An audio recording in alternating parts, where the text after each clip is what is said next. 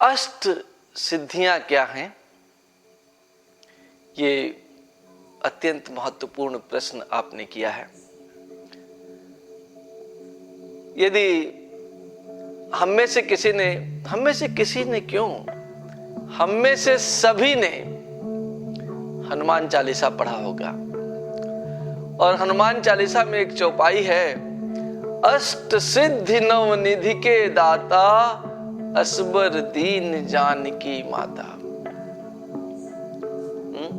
हनुमान अष्ट सिद्धियों के जानकार थे।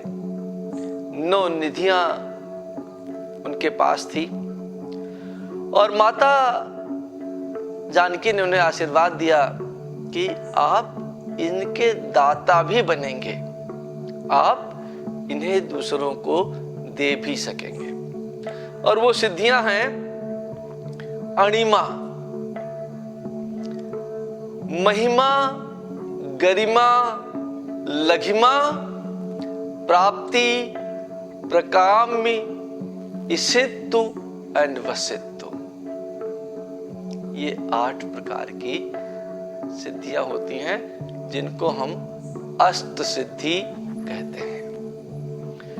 अब इनको ये समझा जाए कि इन सिद्धियों का मतलब क्या है। मैंने ऐसा तो कह दिया अणिमा, बट व्हाट, अणिमा का अर्थ क्या है? अणिमा से क्या आपको ज्ञान प्राप्त होता है? अणिमा कह देने से क्या हो जाता है? अणिमा का अर्थ है अपने आप को छोटे से छोटा आकार देना। यदि आपने रामायण पढ़ा है तो उसमें है, मसक समान रूप कपिधरी, लंकी ही चले सुमिरि नर हरि। अणिमा सिद्धि वो सिद्धि है जिसके द्वारा मनुष्य या साधक अपने आप को अणु के बराबर कर लेता है, छोटा हो जाता है। और इसीलिए मसक समान रूप कपिधरी। हनुमान ने मच्छर के समान रूप रख लिया जाने के लिए। तो जिसको अणिमा सिद्धि है वो अपने आप को अणु के समान छोटा कर सकता है। दूसरा है महिमा। महिमा का अर्थ है, महिमा नाम होते हैं आजकल। किसी ने अणिमा नाम नहीं रखा क्योंकि कोई छोटा नहीं होना चाहता।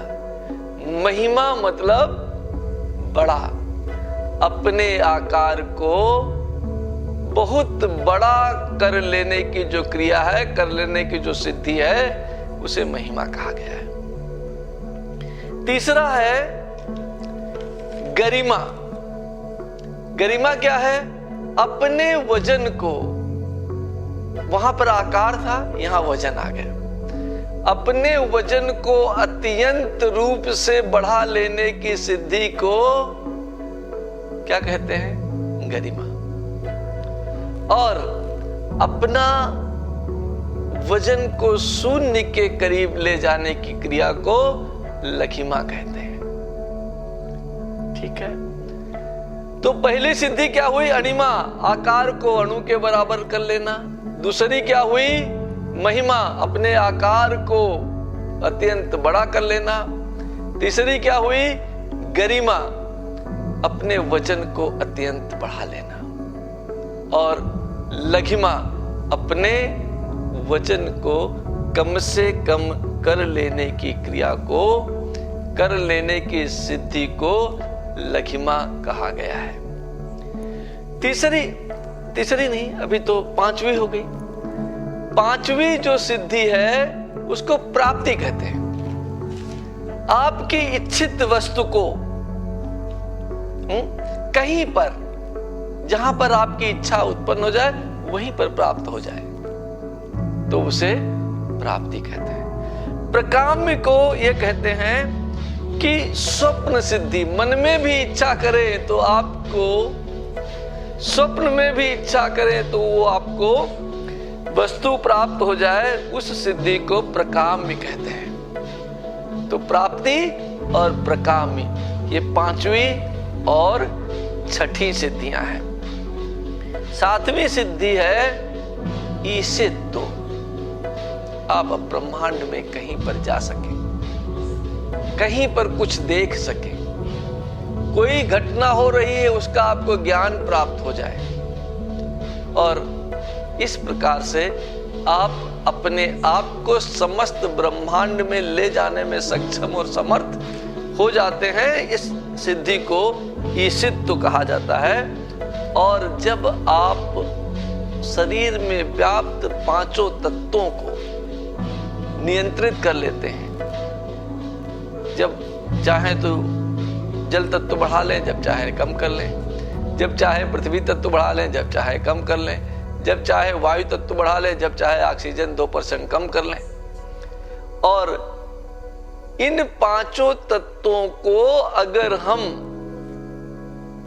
अपने वश में, अपने कंट्रोल में कर लेते हैं तो उस सिद्धि को वशित्व कहा जाता है। तो इस प्रकार से ये 8 सिद्धियां हैं: अणिमा, महिमा, गरिमा, लघिमा, प्राप्ति, प्रकाम्य, ईशित्व और वशित्व।